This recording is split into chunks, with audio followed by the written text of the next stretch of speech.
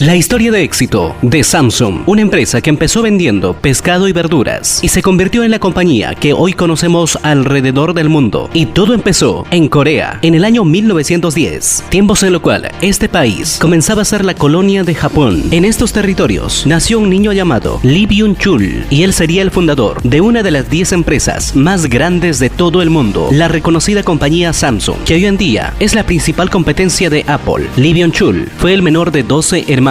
Él tuvo una infancia cómoda, ya que su familia eran acaudalados. Eran terratenientes en Urión, en una región de la que hoy es Corea del Sur. Debido a su acaudalado familia, Lee pudo asistir a la Universidad de Tokio, en Japón, pero su vida cambió drásticamente. Su padre falleció cuando él era muy joven, pero tuvo que abandonar sus estudios y tuvo que retornar para poder administrar sus tierras que su padre había dejado. Lee, con tan solamente 20 años de edad, muy joven y sin experiencia, buscó la mejor forma de poder administrar su herencia, pero en su intento se encontraría con múltiples fracasos, a tal punto de llegar a perder gran parte de la herencia de su padre. Abrió diferentes negocios en rubros totalmente distintos, desde un molino arrocero, una agencia de transportes, incluso una tienda de pescado y verduras. Aparte de ello, también hizo una fábrica de bebidas alcohólicas. En el intento de brindar un homenaje a su padre, perdería la mayor fortuna que éste le había heredado. Debido a su inexperiencia, fracasaría en su negocio y veía reducir la fortuna de su padre de una manera drástica. Y como si esto no sería suficiente, comenzaría un conflicto bélico. Y este acontecimiento afectó a sus negocios. Lee se encontraría obligado a pedir préstamos bancarios y con su orgullo herido, continuaría abriendo nuevos negocios. La idea que tenía Lee para recuperarse de la bancarrota y la idea que le llegaría a su mente, que lo llevaría a ser fundador de la prestigiosa empresa tecnológica Samsung. La situación en aquel entonces era bastante precaria. Este joven había experimentado por primera vez una situación lo más semejante a la pobreza, y en el año 1938, a puertas del inicio del segundo conflicto mundial, Lee solicitó un préstamo familiar de aproximadamente $1000. Con este capital, Lee inauguró en Daegu la compañía Samsung, que en coreano significa 3 estrellas, dedicado a la comercialización de productos como pescado, frutas y verduras, especialmente a ciudades de China y Manchukuo. También vendían fideos bajo la marca Estrella. Eran considerablemente caros, pero las personas de aquellos tiempos decían que estos fideos eran deliciosos. Este hombre entendió que el comercio se encontraba en la venta de estos productos novedosos y por fin la suerte le sonreiría a este joven empresario. Le fue tan bien en este negocio que tan solamente en un año decidió comprar una fábrica de bebidas alcohólicas, a la que la llamó Yoseo Yanjo. En el año 1945, Corea se independizó del imperio japonés y unos años más tarde, Lee viaja a Seúl con la intención de ampliar su negocio, cosa que lo logró al acercarse al gobierno de Syngman Lee, quien le comenzó a brindar contratos importantes en el comercio exterior. Para ese entonces Samsung ya era una compañía reconocida de comercio de importación y exportación de pescado, frutas y verduras, entre otras materias primas más. En el año 1948 formó una alianza con otras compañías y formó la actual Samsung C&T, dedicado al comercio y a la construcción. A Lee por fin le estaba yendo bastante bien en Seúl, pero una vez más, otro conflicto mundial le causaba dificultades. En 1950, Lee Byung-chul se vio forzado en huir desde la capital a Busan, en el sureste del país. Después de haber finalizado el conflicto en Corea, Lee regresó a la capital. El gobierno observó que Lee era un gran empresario, así que le adjudicó millonarios contratos en sectores industriales durante el régimen del presidente Syngman Rhee, y luego el gobierno siguiente de Park Chung-hee lo incluyó en su plan económico basado en la creación de grandes sectores privados, dentro de ellos la tecnología. Al empresario Lee entonces se le ocurrió explotar la industria tecnológica, y para ese año eso era algo totalmente nuevo, y pensó correlacionarse con la empresa Sanyo, que era una empresa japonesa de electrónica. Y así, en el año 1969 se funda Samsung Electronics. En este año, Samsung, con la asesoría de Sanyo, empezó a fabricar sus primeros televisores a blanco y negro, y estas serían su mayor éxito, al venderse más de 10 millones de ejemplares durante la década de los 70s. En 1973, Samsung ya fabricaba diferentes componentes electrónicos para audio, video y electrodomésticos. En 1974 se hacía cargo de la construcción naval del país con Samsung Heavy Industry. Luego se funda Samsung Petroquímico, ingresando así a la fabricación de semiconductores, chips y productos químicos procedentes del petróleo y el gas. Es por ello que en la actualidad Samsung es una empresa mítica y admirable en Corea, ya que logró edificar a toda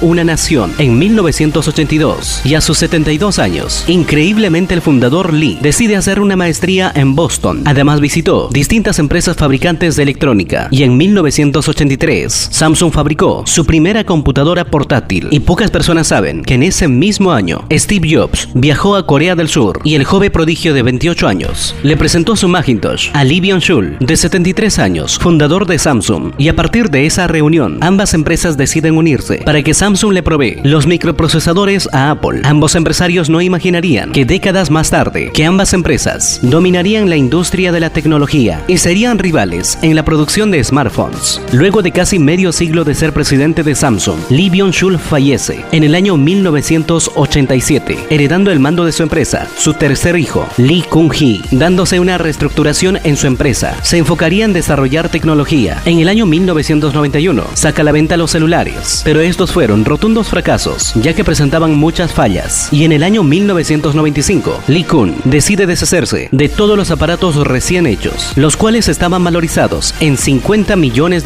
Sacaron todo y lo quemaron, y fue el comienzo para manufacturar productos solo de alta calidad. Para finales de los años 90, Samsung ya se había especializado en el desarrollo inédito de pantallas LCD, pantallas planas, pantallas en 3D y televisores digitales, una tecnología que capitalizaría décadas más tarde. En el año 2010, Samsung lanza al mercado los famosos smartphones Galaxy. En el año 2012, Samsung desplaza a Nokia como el principal fabricante de celulares en el mundo. Una de las políticas de Samsung, como lo ha dicho el hijo del fundador, es saber adelantarse a los escenarios y tomar decisiones inteligentes con anticipación. En la actualidad, Samsung Electronics tiene un valor aproximado de poco más de $360.000 millones, con unas ganancias anuales de más de $30.000 millones.